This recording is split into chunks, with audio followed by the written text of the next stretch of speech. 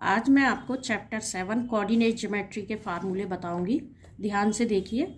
ये देखो, ये ग्राफ होता है तो इसकी ये जो हॉरिजन लाइन होती है, हॉरिजॉन्टल लाइन जो होती है, इसको हम एक्स एक्सिस कहते हैं, और वर्टिकल लाइन जो होती है हम इसको वाई एक्सिस कहते हैं।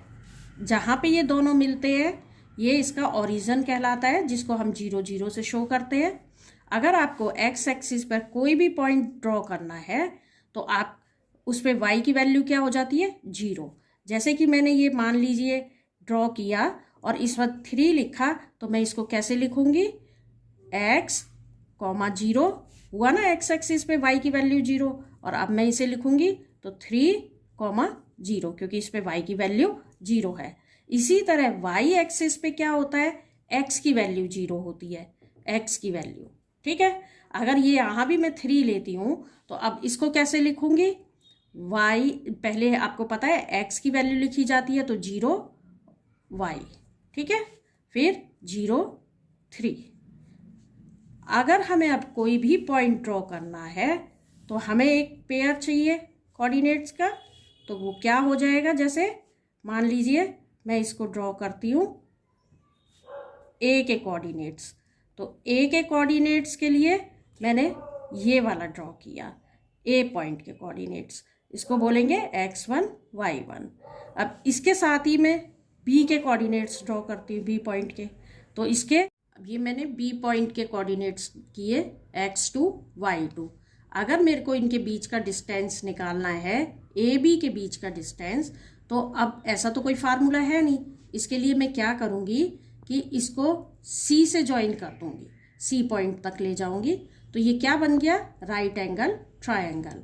अब इसमें क्या हुआ, देखिए ये x1 यहाँ तक था और ये x2 हो गया, तो ये AC डिस्टेंस कितना हुआ, AC distance x2 minus x1 हो गया, क्योंकि AC यहाँ से यहाँ तक है, ठीक है।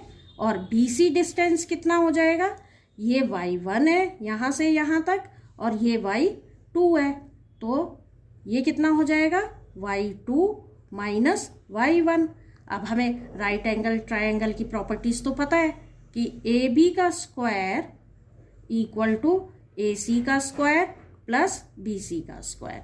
अब AC की वैल्यू कितनी है, x2 माइनस x1 का square plus y2 minus y1 का होल स्क्वायर। ये हो गया AB का स्क्वायर। अब एक फार्मूला तो आप इसको भी यूज कर सकते हो, इसको बोलते हैं डिस्टेंस फार्मूला। दूसरा, अगर आपको इसका स्क्वायर हटाना है तो इधर क्या हो जाएगा, स्क्वायर रूट का साइन आ जाएगा, y2 माइनस y1 का होल स्क्वायर का स्क्वायर रूट का साइन। तो ये आपका डिस्टेंस फार्मूला है। अब इस डिस्टेंस फार्मूले से हम किसी भी ट्रायंगल का टाइप पता कर सकते हैं, क्वाड्रिलेटरल का टाइप पता कर सकते हैं।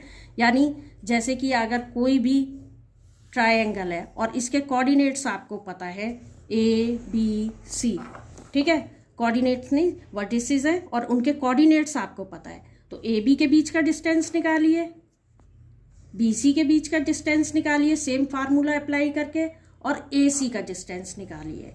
अगर तीनों ये अलग अलग साइड्स हैं, यानी इनका जो तीनों साइड्स का साइज अलग अलग है, तो ये स्केलन टाइप का ट्रायंगल हो जाएगा। और अगर कोई भी दो साइड इक्वल हैं तो आइसोलेसिस हो जाएगा, और तीनों साइड इक्वल है तो ये इक्विलेटरल ट्रायंगल हो जाएगा, ठीक है। फिर इसके बाद इसी तरह आप किसी भी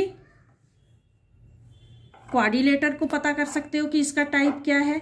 इसके लिए आपको क्या चीज चाहिए, इसके लिए आपको 4 साइड्स निकालनी होंगी, AB साइड, BC, CD और AD साइड, ठीक है। और इसके साथ आपको इसके डायगोनल्स भी निकालने होंगे। जब कभी भी हम किसी भी क्वाड्रिलेटरल का पता करते हैं कि ये किस टाइप का, पर्टिकुलर टाइप का क्वाड्रिलेटरल है, तो हमें इसके लिए 6 डिस्टेंस निकालने होते हैं, 4 साइड्स और 2 डायगोनल्स, ठीक। ये चीज़ें आपको निकालनी होंगी।